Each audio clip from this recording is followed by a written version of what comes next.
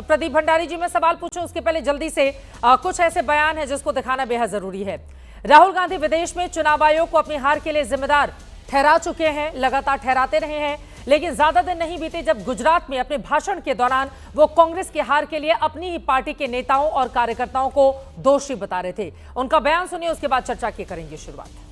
गुजरात के जो district presidents हैं, ब्लॉक प्रेसिडेंट्स हैं, उसमें दो तरीके के लोग हैं। एक है जो जनता के साथ खड़ा है और जिसके दिल में कांग्रेस पार्टी की विचारधारा है, और दूसरा है जो जनता से कटा हुआ है और उसमें से आधे बीजेपी से मिले हैं। अहमदाबाद से सीनियर नेता आते हैं तो जादू से लोग 2-3 दिन के लिए आ जाते हैं, बाहर आ जाते हैं, और सीनियर नेता चला जाता है, वो गायब हो जाते हैं। तो इनके पास सचमुच में कोई पकड़ नहीं होती कि सीनियर नेता बने घूम रहे हैं मगर बूथ नहीं जिता पाते हैं। यह बयान आपके लिए जानना और सुनाना इसलिए जरूरी था क्योंकि राहुल गांधी अपने नेताओं कार्यकर्ताओं पर ठीकरा पहले फोड़ चुके हैं कि जो बूथ लेवल का चुनाव तक नहीं जिता सकते वो बड़ी बड़ी बातें करते हैं। ऐसे में चरण सिंह सापरा जी, आपसे ही शुरुआत कर लेती हूं आज चर्चा की। अब कॉम्प्रोमाइज आपके खुद के नेता हैं जिस पर राहुल गांधी ने अभी 10-15 दिन पहले ही सवाल खड़े किए, या फिर चुनाव आयोग है? जब बूथ लेवल आपका चुनाव तक नहीं जितवा पाते हैं बड़े बड़े नेता, फिर चुनाव आयोग को कटघरे में क्यों खड़ा करना चरण सिंह सापरा जी, वो भी विदेशी जमीन पर जाकर?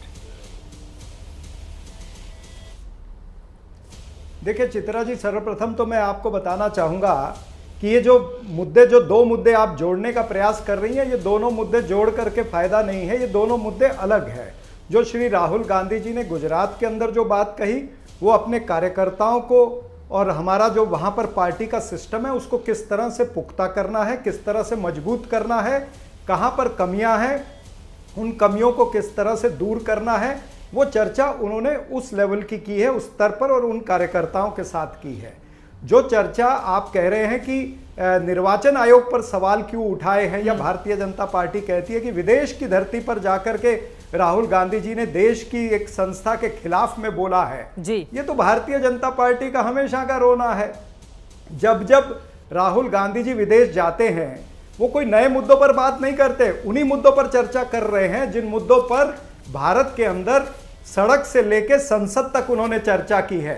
हमारे गली के नेता भी वही आवाज उठा रहे हैं, संसद के अंदर भी हमने आवाज उठाई, निर्वाचन आयोग को भी पत्र लिखे, एक नहीं 15-15 पत्र लिखे हैं, लेकिन निर्वाचन आयोग का कोई उस पर उत्तर नहीं आया है। उसी बात को, जो बात देश में उठती है वही विदेश में अगर जाकर के इंडियन डायस्पोरा के सामने बोली है या हमारी ओवरसीज कांग्रेस के सामने बोली है, तो उसमें कोई गलत बात नहीं है। भारतीय जनता पार्टी अगर कहती है कि यह देशद्रोह है, ये तो उनका हमेशा का रोना है। वो किसान कोई सवाल पूछ ले तो किसान देशद्रोही हो जाते हैं, आतंकी हो जाते हैं, खालिस्तानी हो जाते हैं, चुनाव आयोग पर ही रहते हैं। कोई अग्निवीर पर सवाल पूछ ले। भारतीय चुनाव आयोग समझौता कैसे कर चुका है? हमारे दर्शक ये जानना चाहते हैं सापरा जी, चुनाव आयोग समझौता कैसे कर चुका है? मैं उसी पे आ रहा हूं जी। आप चित्रा जी मेरी बात पूरी होगी तो आपके दर्शक भी समझेंगे। आप नहीं उनको समझने देना चाहती तो मैं चुप हो जाता हूं।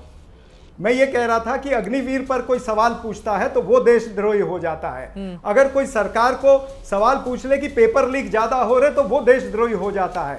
लेकिन सबसे बड़े देशभक्त तो भारतीय जनता पार्टी के लोग ही हैं। इनकी देशभक्ति देखिए कि भाई इनकी सत्ता के अंदर बेरोजगारी बढ़ी है, इनकी सत्ता के अंदर महंगाई बढ़ी है, आज 83% युवा जो है वो बेरोजगार है, आज देश के अंदर किसान परेशान है, आज अर्थव्यवस्था डगमगाई है। आपके सबसे बड़े नेता हैं, उनके बयान पर हम लोग चर्चा कर रहे हैं। चुनाव आयोग को लेकर उनका इतना बड़ा बयान सामने आया है अमेरिका के बोस्टन में। मेरा ये सवाल है, चुनाव आयोग कॉम्प्रोमाइज्ड कैसे है, कैसे साबित करेंगे इस बात को आप?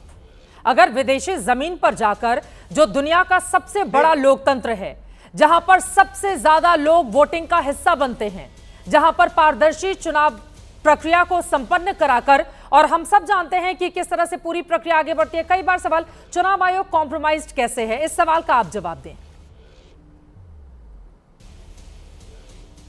नहीं, देखिए एक बार नहीं अनेकों बार यह देखा गया है कि जब चुनाव के समय में भारतीय जनता पार्टी से सवाल पूछे जाते हैं तो इलेक्शन कमीशन आकर के उनको संभालता है। अब हमने निर्वाचन आयोग से सवाल पूछते हैं तो बीजेपी के प्रवक्ता आकर के उनको डिफेंड करते हैं।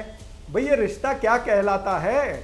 निर्वाचन आयोग में और भारतीय जनता पार्टी में क्या साठगांठ चल रही है। जब हमने एक बार नहीं, महाराष्ट्र के चुनाव से 3 महीने पहले भी हमने कहा कि यहां पर वोट जोड़ने की प्रक्रिया जो है उसके अंदर धांधली हो रही है। हाँ। चुनाव से हमने 1 हफ्ता पहले भी पत्र दिया निर्वाचन आयोग को, उसका कोई उत्तर नहीं दिया है। चुनाव के बाद भी हमने पत्र दिया है, उसका कोई उत्तर नहीं दिया। हमने ये भी बता दिया कि भाई चुनाव से 5 महीने पहले 5 लाख लोग 34 लाख लोग दर्ज होते हैं और 5 साल पहले भी जो है वो उतने लोग दर्ज होते हैं। तो ये सब क्या हो रहा है। और चुनाव का जो